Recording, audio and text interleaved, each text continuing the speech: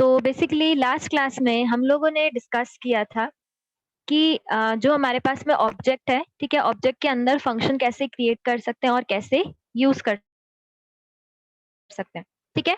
अभी अगर हम आगे प्रोसीड करें तो म्यूटेटर और एक्सेसर मेथड लास्ट हम डिस्कस कर रहे थे, उसी को एक बार कंटिन्यू कर रहे हैं। ये एग्जाम्पल अभी प्रॉपरली कंप्लीट नहीं हुआ था, मैंने सिर्फ बताया था कि एक्सेसर और म्यूटेटर क्या होते हैं, ठीक है? तो देखें, अगर हम बात करें म्यूटेटर और एक्सेसर मेथड की, तो उसको एक एग्जाम्पल से हम लोग समझ रहे हैं। तो देखिए, सबसे पहले मैंने अगेन एक पिक्सेल क्लास यहाँ पर क्रिएट की है। अब अगर हम बात करें क्लास की, तो क्लास में हम क्या बनाते हैं? डेटा मेंबर्स और फंक्शंस, ठीक है? तो डेटा मेंबर सिंपल अगर हम टर्म्स में बोलें तो हम इनको वेरिएबल्स बोल सकते हैं, ठीक है? क्लास के कुछ वेरिएबल्स। देखिए यहाँ पे ए और बी मैंने दोनों इंटीजर टाइप के वेरिएबल्स क्रिएट किए हैं, ठीक है? और प्लस अगर मैं बात करूं एक्सेस स्पेसिफायर, तो इस टॉपिक को मैं अभी एक बार रिवाइज कर दूंगी कि बेसिकली एक्सेस स्पेसिफायर क्या होते हैं, ठीक है? आगे अभी कंटिन्यू कर रहे हैं। सबसे पहले इस प्रोग्राम को हम एक बार देखेंगे, उसके बाद एक्सेस स्पेसिफायर का कंसेप्ट मैं क्लियर करूंगी। अब अगर हम बात करें इस पर्टिकुलर एक्सेस स्पेसिफायर की, ठीक है? एग्जैक्टली क्या समझाया था वो मैं रिपीट करूंगी, बट अभी जो प्रोग्राम है उस केस में अगर मैं समझाना चाहूँ, तो जब हमने प्राइवेट डिक्लेरेशन सेक्शन में अगर डेटा मेंबर्स को या फंक्शन को डिफाइन किया है, तो इसका सिंपल सा मीनिंग ये होगा कि हम इस क्लास की बाउंड्री के बाहर हम इन मेंबर्स को क्या नहीं कर सकते, ना तो यूज कर सकते हैं, ना डिस्प्ले करवा सकते हैं, ठीक है?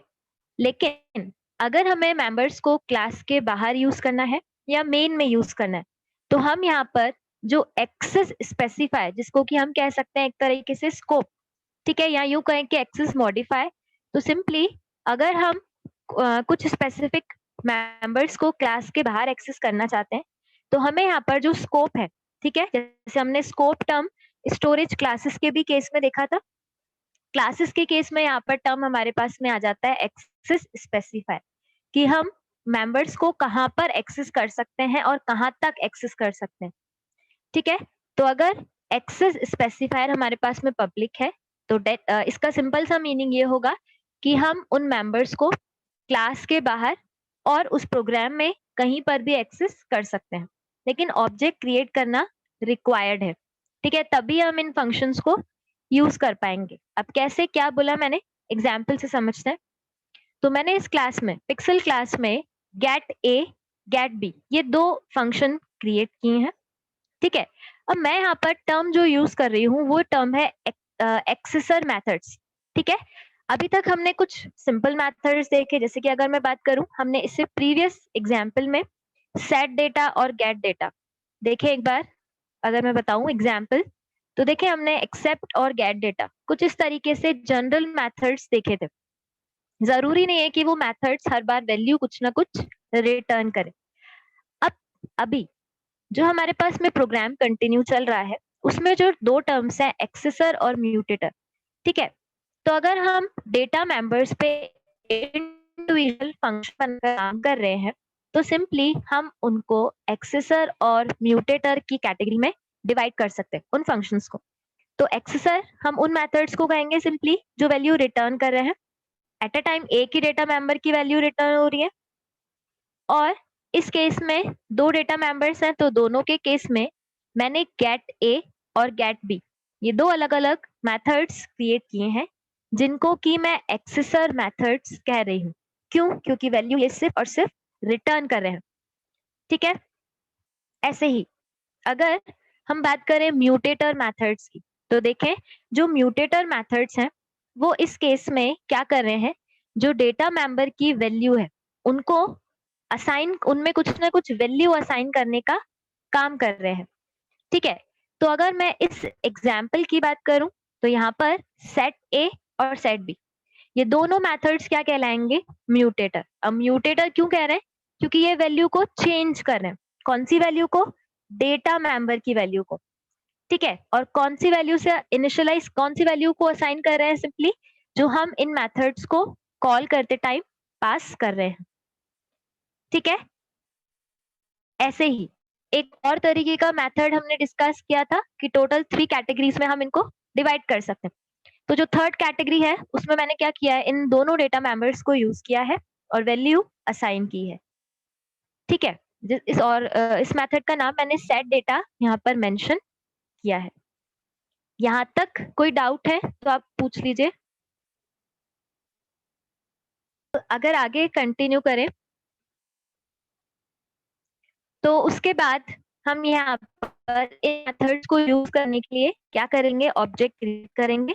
क्योंकि हमें पता है कि अगर हमारे पास में एक क्लास है या स्ट्रक्चर हमने पढ़ा था तो उसको यूज करने के लिए डेफिनेटली हमें क्या करना पड़ता है, उसका एक वेरिएबल स्ट्रक्चर के केस में क्रिएट करना होता है और क्लास के केस में ऑब्जेक्ट क्रिएट करना होता है।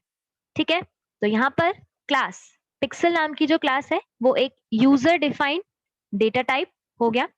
ठीक है। और डेटा टाइप का हमें क्या करना पड़ेगा, वेरिएबल उसको यूज करने के लिए क्रिएट करना होता है।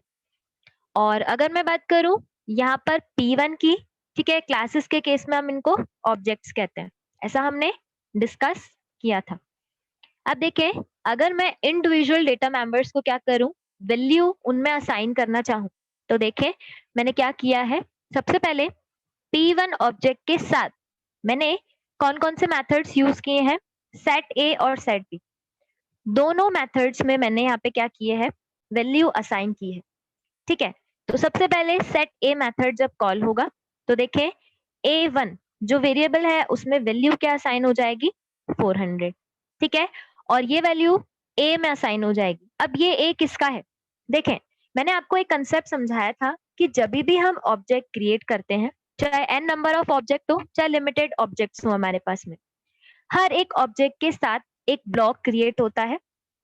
अगर मैं यहाँ पर एक और ऑब्जेक्ट क्रिएट करती, लेट्स से कि P3 के नाम से, तो उसका भी रैम में एक अलग ब्लॉक बनता, प्लस उसके डेटा मेंबर्स की वैल्यू अलग से हम क्या कर सकते थे, असाइन कर सकते थे, इनिशियलाइज कर सकते थे। ठीक है। तो अगर मैं बात करूं P1 की, तो यहाँ पर जो मैंने ये ब्लॉक बनाया है ये सिर्फ और सिर्फ P1 ही क्या कर पाएगा, यूज कर पाएगा। मतलब यहाँ पर जो डेटा मेंबर्स है वो किसके लिए कहलाएंगे, P1 के लिए। ठीक है। तो अगर मैं यहाँ पर ऑब्जेक्ट के साथ कोई भी फंक्शन कॉल कर रही हूँ तो वो किस पर्टिकुलर ब्लॉक के डेटा मेंबर्स को यूज करेगा, जिसका कि नाम हमने यहाँ पे मेंशन किया है। ठीक है। तो P1 के डेटा मेंबर A में वैल्यू असाइन हो जाएगी कितनी, 400। ठीक है। और P1 के सेट बी फंक्शन को, P1 के साथ अगर हम सेट बी फंक्शन को कॉल करेंगे तो इस पर्टिकुलर फंक्शन के केस में बी, अब ये बी किसका होगा, जिस ऑब्जेक्ट ने ये फंक्शन कॉल किया था। किसने कॉल किया, P1 ऑब्जेक्ट ने। तो उसी के बी मेंबर में 300 वैल्यू असाइन हो जाएगी। ठीक है। ऐसे ही अगर हम P3 और क्रिएट करते, P3 के साथ भी अगर हम ये काम करना चाहें तो कर सकते थे, लेकिन यहाँ पर समझने वाली बात सिर्फ इतनी सी ही होगी कि P3 के साथ में एक वापस से अलग ब्लॉक क्रिएट होगा, प्लस मेमोरी में उसके लिए डेटा मेंबर्स की वैल्यू भी क्या होगी, सेपरेट होगी। ये कुछ इस तरीके से, ये देखें अगर हम बात करते तो ये कुछ हमारे पास में P3 के लिए क्या हो जाता, ब्लॉक हो जाता। ठीक है। इनिशियली अगर मैं कुछ असाइन ना करूं तो हम ये मान के चलें कि यहाँ पर 0 वैल्यू है।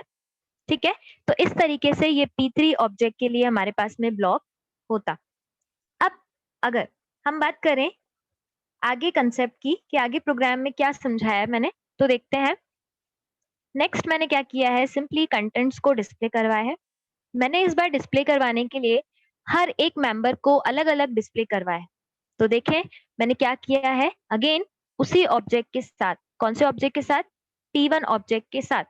मैं अभी यहाँ पर P3 ऑब्जेक्ट को रिमूव कर रही हूँ क्योंकि आगे हमने यूज में नहीं लिया है। तो P1 ऑब्जेक्ट के साथ मैंने गेट ए और गेट बी दोनों फंक्शंस को कॉल किया है। इससे होगा क्या, अगर हम बात करें गेट ए की, तो ये रिटर्न कर रहा है ए डेटा मेंबर की वैल्यू को। ठीक है। और हमें इतना पता है कि जब फंक्शन वैल्यू रिटर्न करता है तो या तो हम प्रिंट करवा सकते हैं या क्या करवा सकते हैं, किसी वेरिएबल में असाइन करवा सकते हैं। तो मैंने इस केस में जो फंक्शन रिटर्न कर रहा है उसकी वैल्यू को प्रिंट करवाया। तो अब कौन सा ए की वैल्यू रिटर्न होगी, इस पर्टिकुलर ब्लॉक के ए मेंबर की वैल्यू रिटर्न होगी और रिजल्ट यहाँ पर क्या डिस्प्ले हो जाएगा, इस केस में 400। ठीक है। और सेम अगर मैं बात करूं गेट बी की, तो P1 ब्लॉक में जो बी मेंबर है उसकी वैल्यू इस फंक्शन के थ्रू रिटर्न होगी। और अभी जब हमने 400 और 300 वैल्यू असाइन की, तो इस केस में ये कुछ वैल्यू इस तरीके से रिटर्न होगी। ठीक है। अब मैंने यहाँ पर इतना करने के बाद सेट डेटा फंक्शन वापस से कॉल किया है। ठीक है। तो ये समझाने के लिए कि हम चाहे तो ऑब्जेक्ट के वैल्यू डेटा मेंबर की वैल्यू को कितनी भी बार क्या कर सकते हैं, री असाइन कर सकते हैं उसमें वैल्यूज। तो देखें, मैंने इस केस में जो सेट डेटा फंक्शन कॉल किया है उसमें मैंने अभी 60 और 70 वैल्यू पास की है। तो इसका मतलब ये फंक्शन कॉल होगा और ए और बी डेटा मेंबर्स में क्या हो जाएगी, वैल्यू असाइन हो जाएगी। अब किसके डेटा मेंबर्स, अगेन जिस ऑब्जेक्ट के साथ हमने इस फंक्शन को कॉल किया है। ठीक है। तो इस केस में ए की जगह पर रिप्लेस हो जाएगा 60 और बी की जगह पर रिप्लेस क्या हो जाएगा, 70। ठीक है। इतना करने के बाद जो रिजल्ट आया, मैंने सिंपली उसको इन्हीं मेथड्स का यूज करके वापस से डिस्प्ले करवाया है। ठीक है। तो इस केस में जो रिजल्ट रहेगा वो आ जाएगा हमारे पास में 60 और यहाँ पर जो रिजल्ट रहेगा वो रहेगा 70। ठीक है। और यही इस प्रोग्राम का आउटपुट रहेगा। अब यहाँ तक किसी को कोई डाउट है तो पूछ लीजिए।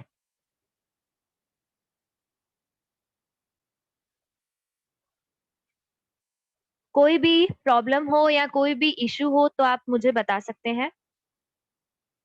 वॉइस प्रॉब्लम, स्पीड को लेकर कोई इश्यू हो तो आप बता सकते हैं।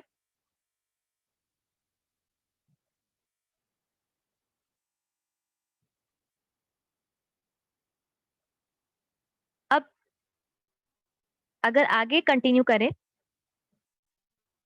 तो नेक्स्ट हमारे पास में जो प्रोग्राम है उस प्रोग्राम में सिंपली हम इतना समझने वाले हैं कि अगर हम बात करें किसी भी क्लास की, ठीक है, तो अगर हमने वहां पर मेंबर्स क्रिएट किए हैं और मेंबर्स के पहले कोई पब्लिक स्कोप क्रिएट मतलब पब्लिक कीवर्ड यूज नहीं किया है, तो बाय डिफॉल्ट जो हमारे पास में एक्सेस स्पेसिफाई या सिंपल शब्दों में अगर हम बोले कि स्कोप, ठीक है, उन मेंबर्स का स्कोप क्या रहेगा, प्राइवेट। तो इसका सिंपल सा मीनिंग ये रहेगा कि अगर हमारे पास में मेंबर्स प्राइवेट हैं, यानी कि उनका डिक्लेरेशन प्राइवेट डिक्लेरेशन सेक्शन में किया गया है, तो डेफिनेटली हम उनको क्लास के बाहर एक्सेस नहीं कर सकते, प्लस मेन में भी एक्सेस नहीं कर सकते। तो उस प्रोग्राम में मैंने यही कंसेप्ट को क्लियर किया है। तो देखें यहाँ पर क्या है, सिंपली जो डेटा मेंबर्स मैंने क्रिएट किए हैं और मेथड्स क्रिएट किए हैं, अगेन कौन सी क्लास के ये पार्ट है, पिक्सल क्लास के। ठीक है। तो मैंने डेटा मेंबर्स ए और बी दोनों क्रिएट किए हैं और इसके अलावा वैल्यू प्रिंट करवाने के लिए मैंने गेट डेटा फंक्शन यूज किया है और वैल्यू को असाइन करने के लिए, ठीक है, इन डेटा मेंबर्स में ऑब्जेक्ट के थ्रू जो वैल्यूज हम असाइन करेंगे उसके लिए मैंने सेट डेटा फंक्शन यूज किया है। अब यहाँ तक तो हम जो फर्स्ट प्रोग्राम था वो हम उसमें भी हमने यही कंसेप्ट को फॉलो किया था। ठीक है।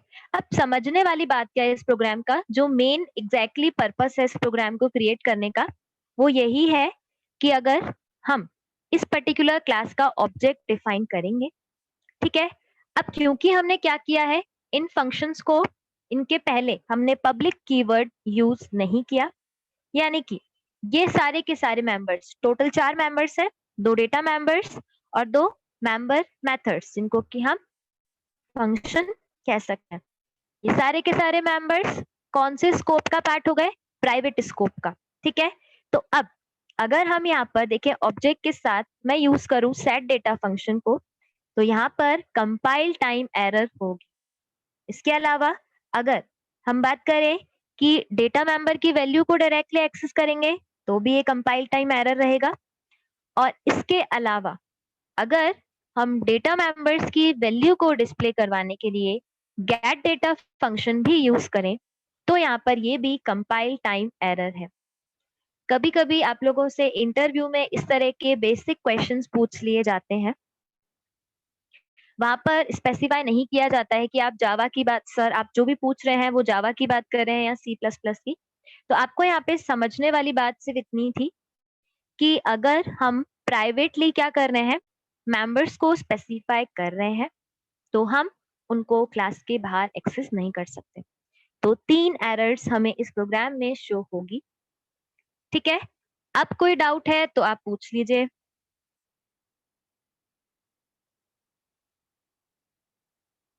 ऐसा कोई कंसेप्ट जो क्लियर नहीं हो वो आप बता सकते हैं। हर एक यहाँ पर जो हमने स्टेटमेंट लिखा है कि इस पर्टिकुलर लाइन के केस में, इस मेथड के यूज के केस में और इस मेथड के यूज के केस में, तीनों बार हमें एरर विजिबल होगी। ठीक है? और ये एरर क्या होगी? Compile time error.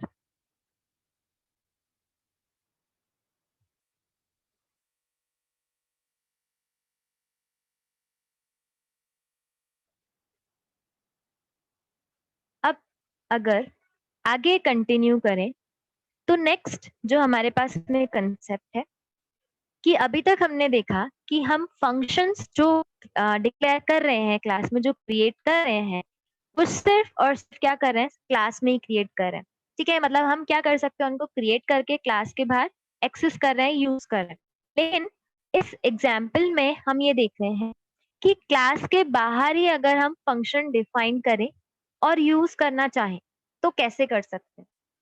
तो देखिए इस एग्जाम्पल में अगर हम बात करें तो अगेन मैंने पिक्सल क्लास यहाँ पर क्रिएट किया है। मैं अभी एक ही क्लास का एग्जाम्पल यहाँ पे कंटिन्यू कर रही हूँ। ठीक है? आगे कुछ और क्लासेस के भी एग्जाम्पल्स हैं, लेकिन अभी मेन कंसेप्ट जो हमें समझना है वो मैंने उसके लिए एक ही क्लास यूज किया है, that is pixel. Again data members की मैं बात करूं तो देखें मैंने यहाँ पर पर्टिकुलर क्लास के प्राइवेट एक्सेस स्पेसिफायर को यूज किया है और 2 डेटा मेंबर्स को डिक्लेयर किया है। ठीक है? अब ये कौन से डिक्लेरेशन का पार्ट हो गए?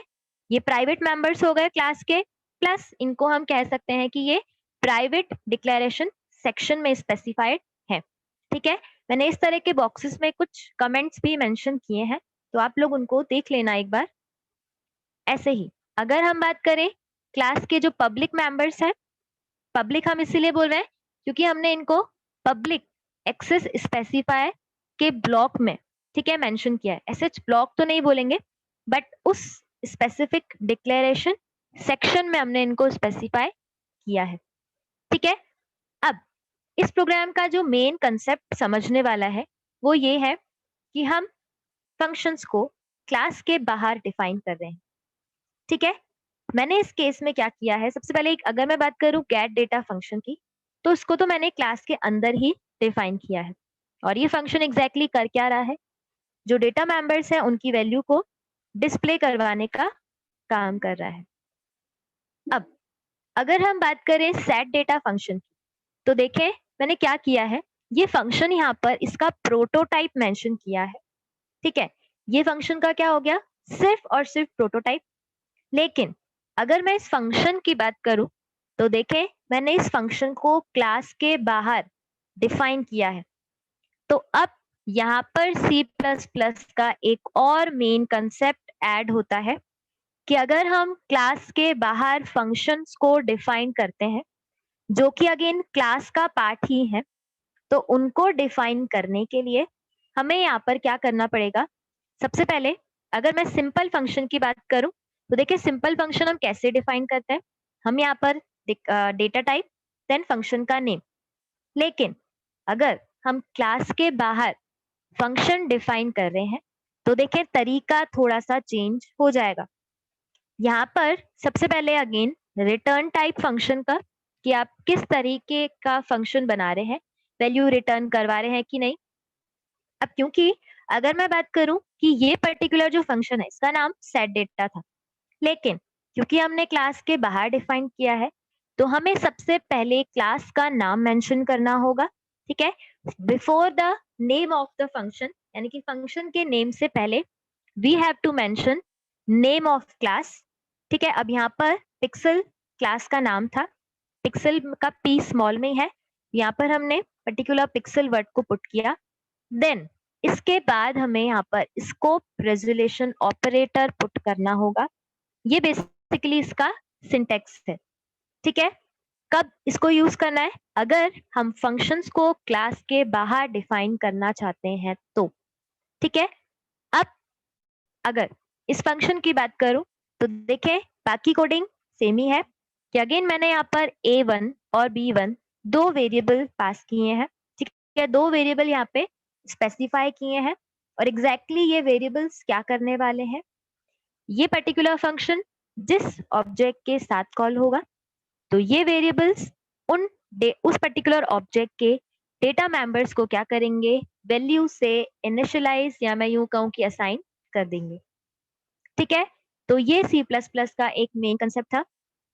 अब अगर मैं बात करूं कि इसकी जरूरत क्यों है हमें, तो इसका सिंपल सा रीजन ये है कि ऐसा पॉसिबल हो सकता है कि हमारे पास में जो प्रोग्राम है उसमें मल्टीपल क्लासेस हमने क्रिएट की हैं, प्लस मल्टीपल क्लासेस में सब में सेम डेटा नाम का फंक्शन अगर एग्जिस्ट करेगा तो at the time of calling, ठीक है, हम जिस क्लास का ऑब्जेक्ट लिखेंगे, ठीक है, तो वहां पर उस क्लास का फंक्शन क्या होगा, कॉल नहीं होगा, ठीक है। ऐसा क्यों हुआ?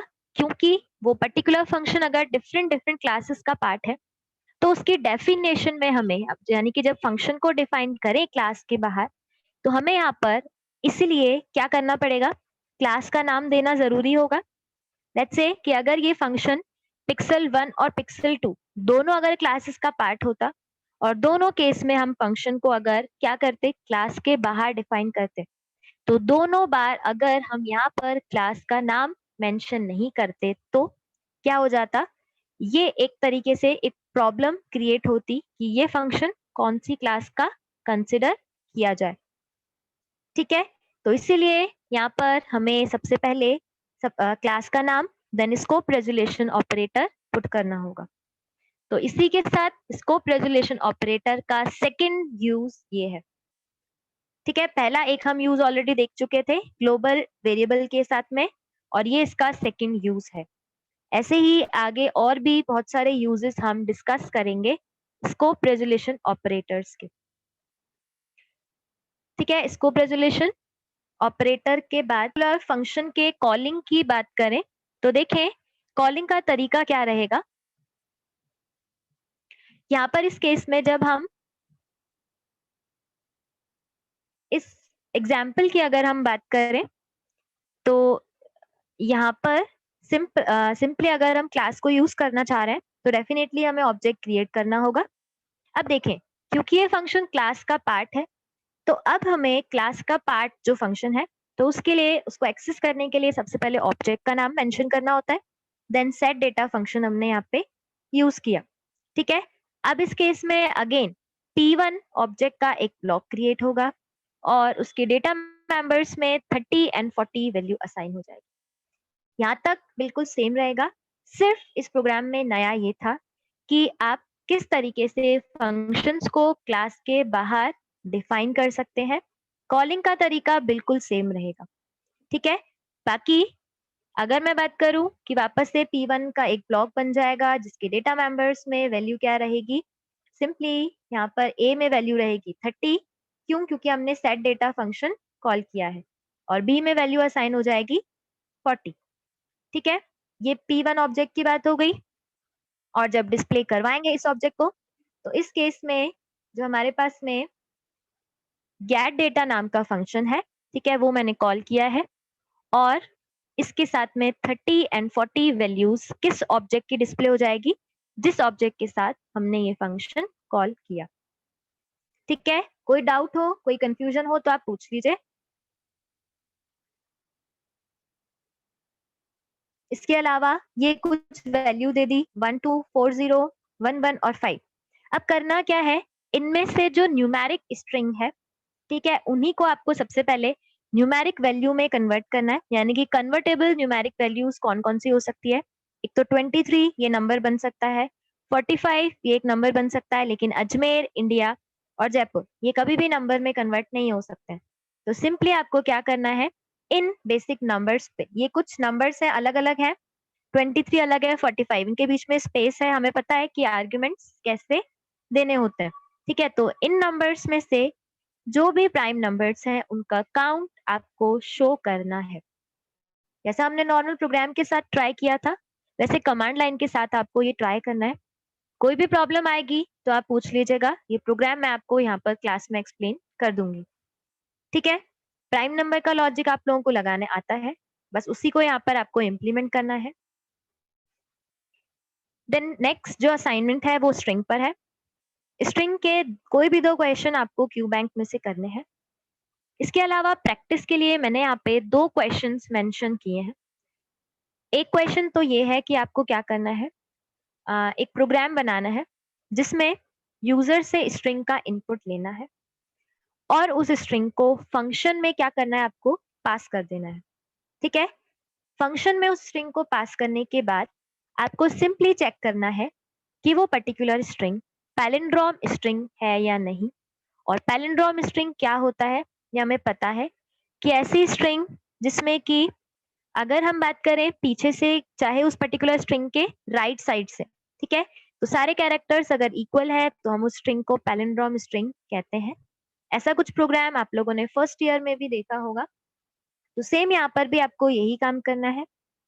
तो फंक्शन में जो आपने स्ट्रिंग पास की है, लेट्स से कि अगर मैं बात करूं इस सरस नाम की स्ट्रिंग की, तो देखिए ये एस इस पर्टिकुलर एस कैरेक्टर से मैच हो जाएगा। ऐसे ही आपको ए कैरेक्टर को इस ए कैरेक्टर से मैच करना है, ये मैच हो जाएगा। और आर सिंपली जो है वो एक ही कैरेक्टर है, तो वो खुद से ही एक तरीके से मैच होगा। या हम यूं कहें कि इस केस में आपको स्ट्रिंग का फर्स्ट लेटर स्ट्रिंग के बैक यानी कि राइट साइड से मैच करते हुए चलना है। और अगर बराबर है तो हम कहेंगे कि स्ट्रिंग पैलिंड्रोम है। इस प्रोग्राम को इम्प्लीमेंट करने का तरीका और कुछ भी हो सकता है कि आप स्ट्रिंग ले लें और उसका रिवर्स करें, चेक करें कि दोनों बराबर है कि रिवर्स, और ओरिजिनल स्ट्रिंग अगर बराबर है तो स्ट्रिंग पैलिंड्रोम है। तो आपको फंक्शन से सिंपली रिटर्न करवाना है। अगर वो स्ट्रिंग पैलिंड्रोम है तो स्ट्रिंग इज पैलिंड्रोम लिखा हुआ आना चाहिए आउटपुट में, अदरवाइज नॉट पैलिंड्रोम ये मेंशन होना जरूरी है।